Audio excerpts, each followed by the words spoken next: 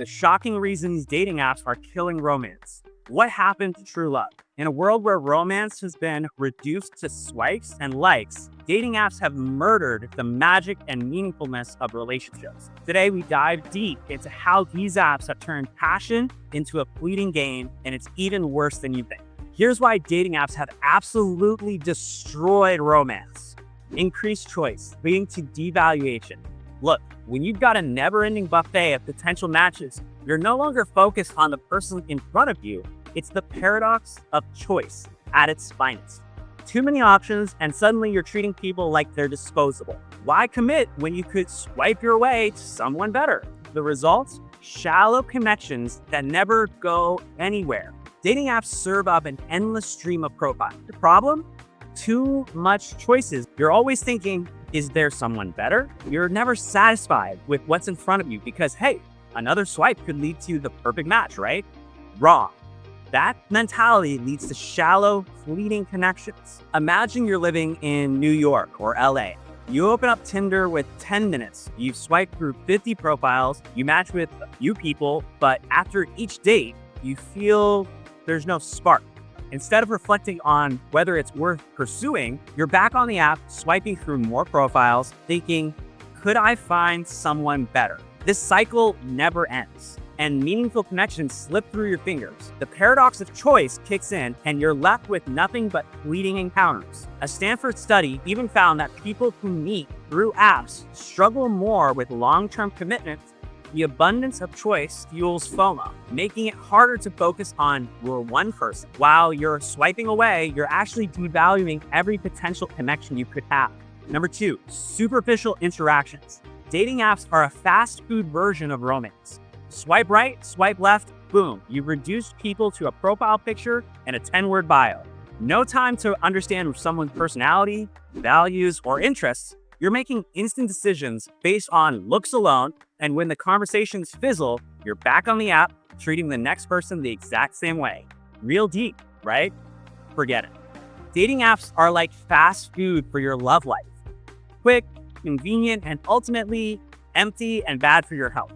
You're swiping based on looks and a few words, deciding within seconds if someone's worth your time. That's not how building real connections work. It's all surface level, and you're moving on to the next person before you even scratch the surface. Take someone using Tinder in LA, for example. They log in, swipe through a dozen photos, make a snap judgment based off of someone's appearance. They might swipe right on someone attracted, but when they start chatting, they realize there's nothing in common. The initial excitement fades very fast, and the conversation fizzles out. The user returns to the app and repeats the process, never taking the time to build a meaningful connection.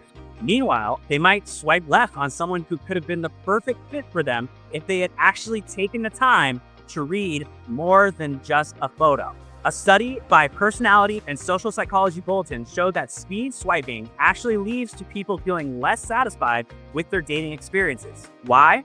Because there's no depth, there's no investment. It's all a quick decision, and those rarely lead to real connection. Commodification of romance. Swipings turn love into a numbers game.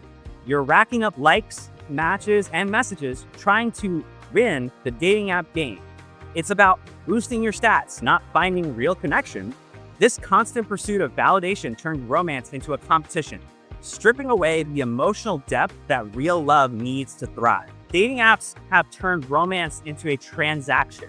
You're swiping for likes, collecting matches like points in a game, and racking up meaningless conversation. Algorithms, match percentages, and top picks make you feel like you're competing, trying to win at dating. But here's the kicker. There's no emotional depth, no vulnerability. It's all about the numbers. Imagine someone on Bumble or Hinge in London. They're swiping away, getting matches, receiving notifications. You got 10 new likes. It's addictive. They start chatting with multiple people at once, and maybe they go on a few dates, but even while they're on those dates, they're thinking about the next match. They're caught in a loop, chasing validation through an app instead of focusing on real connection with the person in front of them. This constant game of swiping and matching creates pressure. You spend hours perfecting your profile, choosing the right photos, crafting the perfect bio, all to maximize likes and matches, but you're focused on winning in the app, not finding a meaningful relationship.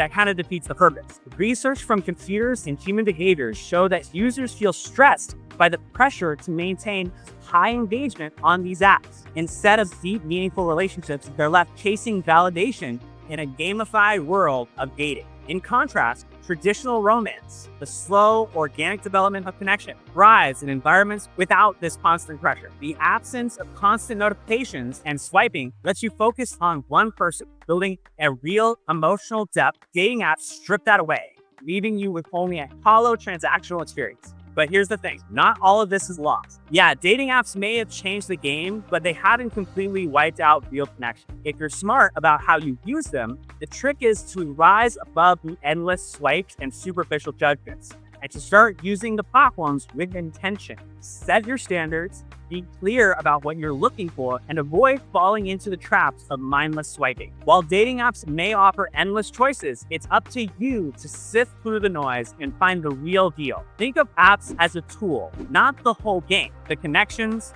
conversations, and chemistry, that's where the magic happens. Focus on depth, and you can absolutely break through the clutter to build something meaningful. So, take back control, use dating apps with purpose, skip endless swiping, and start connecting in a way that leads to real, lasting relationships. The digital age isn't the death of romance, it's just the beginning of a smarter way to find it.